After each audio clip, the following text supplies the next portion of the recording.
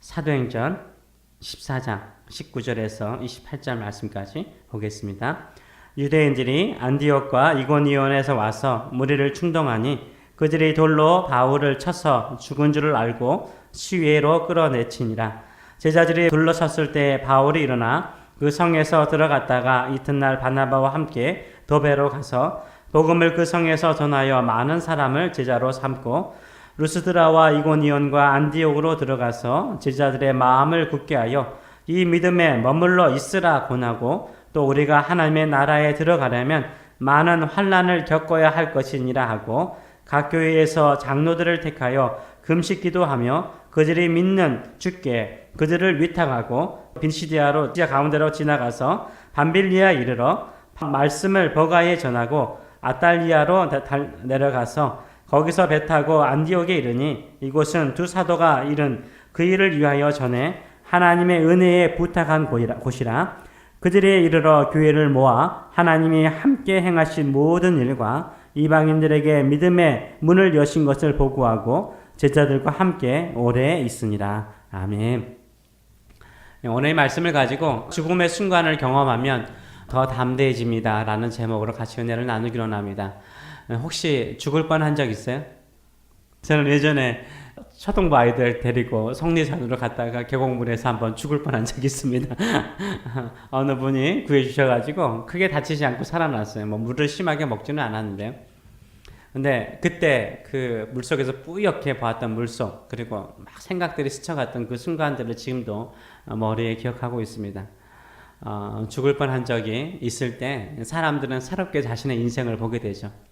한두 번은 다들 이렇게 거의 죽을 뻔한 경험이 있습니다. 그것을 통해서 무엇을 느낍니까? 죽음은 한순간이라는 거예요. 죽음은 한순간에 찾아오는 거죠. 죽을 뻔한 큰 위기를 통해서 트라우마가 생기는 사람도 있어요. 막 공포를 가지는 사람도 있는가 하면 어떤 분은 죽음의 한순간을 경험하고 난 다음에 더 담대해지는 사람이 있어요. 이미 한번 죽어봤는데 무엇이 두려워 이런 마음의 자세를 가지고 세상을 향해서 담대하게 큰 일을 행하는 사람들이 많아요. 사도 바울이 루스드라에서 태어나면서부터 걷지 못하는 청년을 고쳤어요. 그러자 거기에 있던 이방인들이 사도 바울과 바나바를 어떻게 합니까? 신처럼, 신이 왔다 생각하고 신처럼 여겼어요.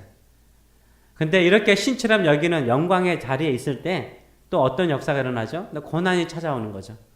이때 유대인의 원정대가 있었습니다. 예수를 믿지 않고 핍박하는 유대인들이 이 루스드라라는 성에 쫓아왔어요. 이 원정대가 쫓아와서 어떻게 합니까? 이 원정대는 루스드라 성의 사람들이 아니에요. 19절의 말씀을 보게 되면 유대인들이 안디옥과 이고니온에서 와서 무리를 충동하니 그들이 돌로 바울을 쳐서 죽은 줄로 알고 시외로 성내로 내쳤다라고 말하고 있어요. 안디옥과 이고니온에서 온 이방인들, 유대인들이에요. 다른 도시에서 온 사람들이에요. 사도 바울을 죽이고자 안디옥과 이고니온에서 사도 바울을 쫓아온 사람들이에요. 이 핍박자들도 어때요? 이런 열정을 가지고 있어요. 이 도시를 떠나서 자기 고향을 떠나서 사도 바울을 죽이려고 그렇게 쫓아왔어요. 결국 이 안디옥과 이고니온에서 찾아온 이 유대인들이 선동해서요. 무리들이 사도 바울로 뭘로 쳐요? 돌로 쳐요. 돌에 맞아본 적 있어요? 안 맞아봤죠? 돌에 맞아본 적 있어요? 돌에 맞으면 아파요. 그렇죠? 당연히 아프죠. 엄청나게 아프죠. 머리에 맞으면 내진탕으로 죽을 가능성이 높죠. 사도 바울도 무리들이 던진 돌에 맞았어요. 그래서 어떻게 됐어요? 무리들이 볼 때에도 사도 바울은 죽었다라고 생각했어요. 많은 사람들은 사도 바울은 죽었다라고 생각하고 사도 바울을 성 밖으로 끌고 내쳤어요. 사도 바울은 집중적으로 돌에 맞아서 죽은 사람처럼 보였어요. 성 밖으로 질질 끌려갔어요. 성경은 그냥 들고 갔다라고 말하지 않아요. 질질 끌고 갔다라고 말하고 있어요. 이 정도로 돌에 맞고요. 끌려다니면 죽은 것이나 마찬가지죠. 죽은 것이나 마찬가지. 그런데 제자들이 사도 바울의 시신을 둘러싸고 죽었나 보다 하고 둘러싸서 가보니까 사도 바울 어떻게 해요? 벌떡 일어나요. 일으킨 게 아니에요. 자기 스스로 벌떡 일어나요. 하나님이 깨우신 거죠. 아무 일이 없는 것처럼 일어나는 거예요. 그렇게 돌에 맞았고 끌려다녔는데도 불구하고 벌떡 일어나는 거예요. 그리고 다시 어디로 가요? 도망가요? 아니요. 자기를 돌로 친 사람들이 있는 그 성 안으로, 루스드라 성 안으로 들어가요. 어떻게 이렇게 담대해질 수 있을까요? 사도 바울은 돌로 친 사람들이 있는 그 성 안으로 담대하게 들어가요. 정말 대단한 사람 아니에요? 27절의 말씀을 보게 되면 사도 바울은 루스드라와 이고니온과 안디옥까지 다시 가요.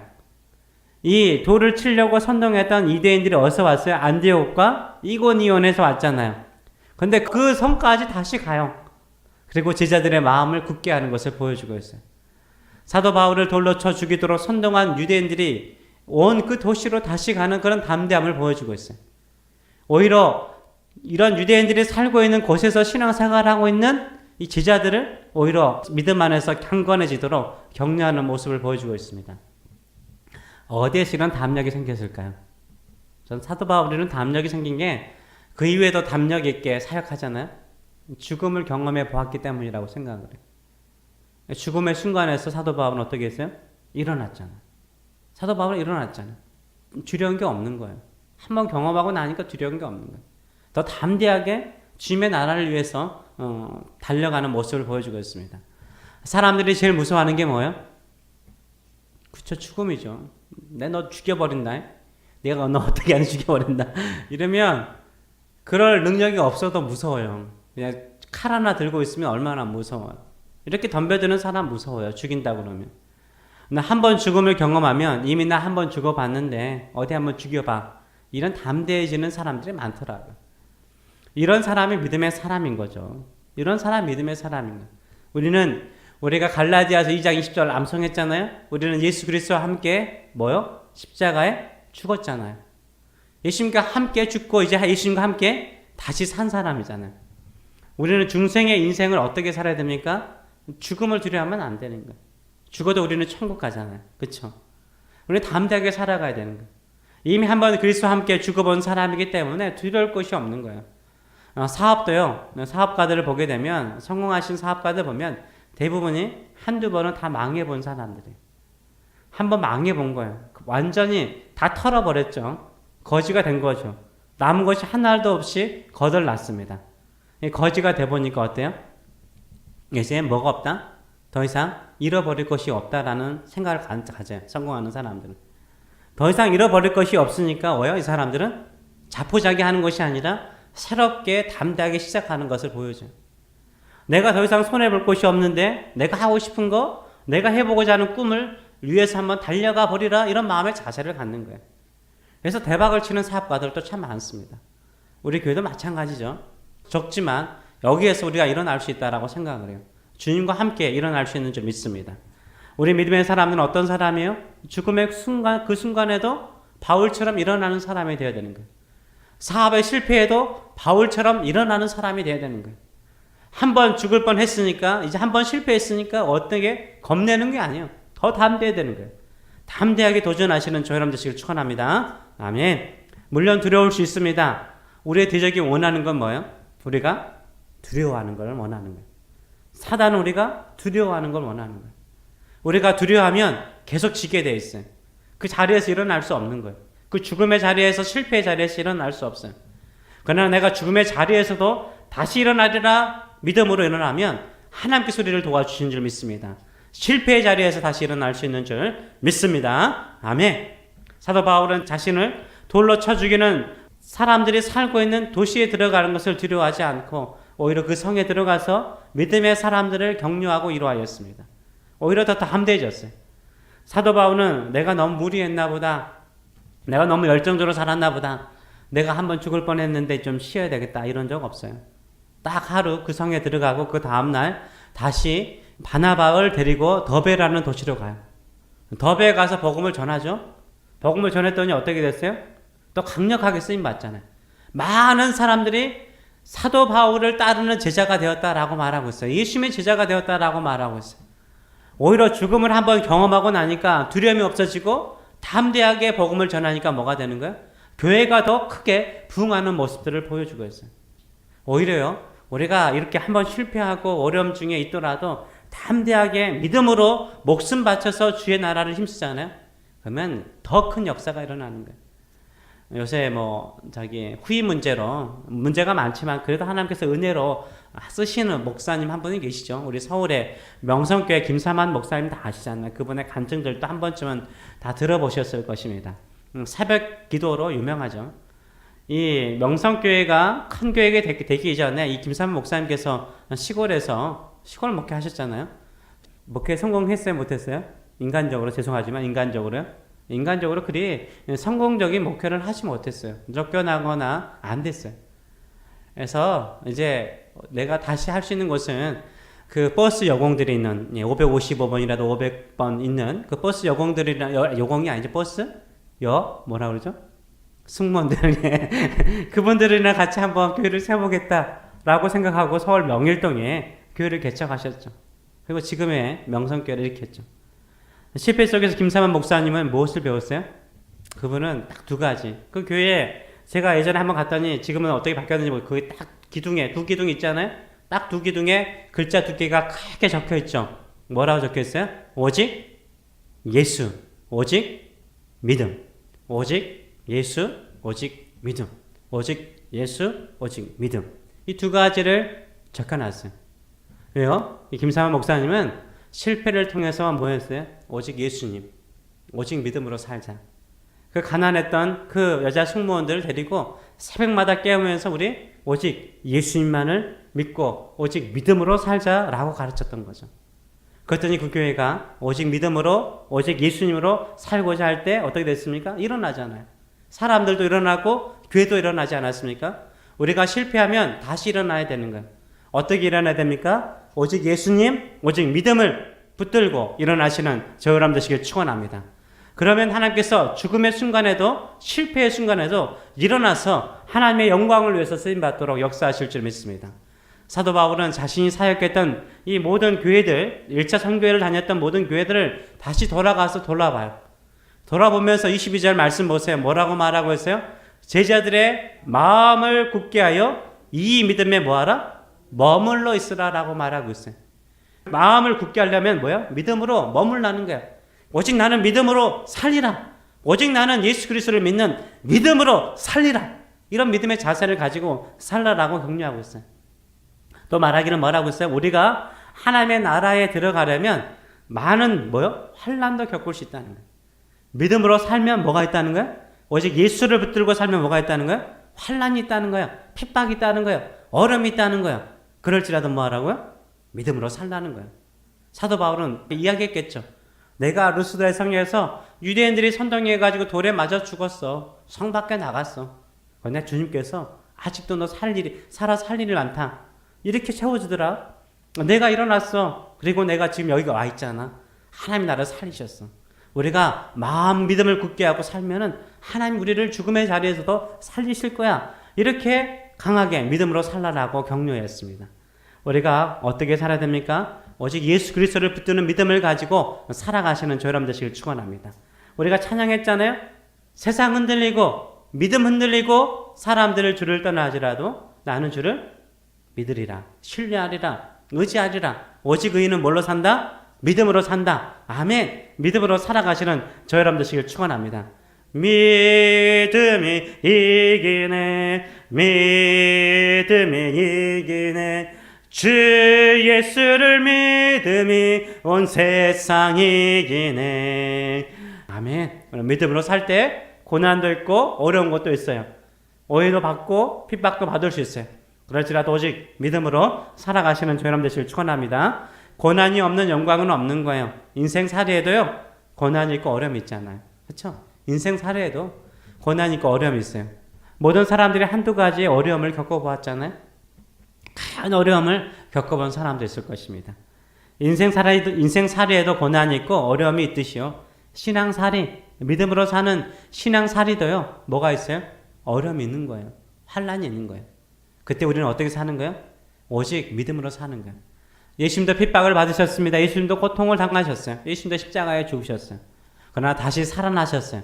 죽음에서 다시 살아나셨습니다. 사도 바울도요, 돌에 맞아 죽었습니다. 죽은 줄 알고 성 밖으로 끌려 내쳤습니다.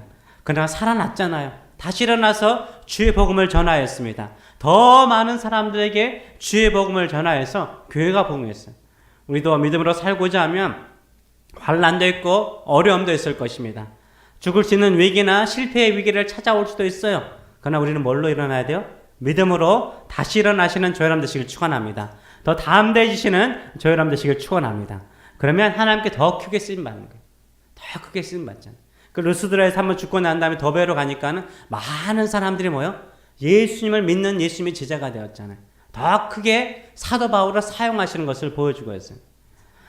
일본 선교 사역에 그래도 핵심적인 역할을 했던 목사님이 계시죠. 이분도 참 이 말년이 중요한 것 같아요. 목회자들은 깨끗해야 되는데 말년이 중요한 것 같아요. 이분도 하나님께서 귀하게 쓰임받은 사람이죠.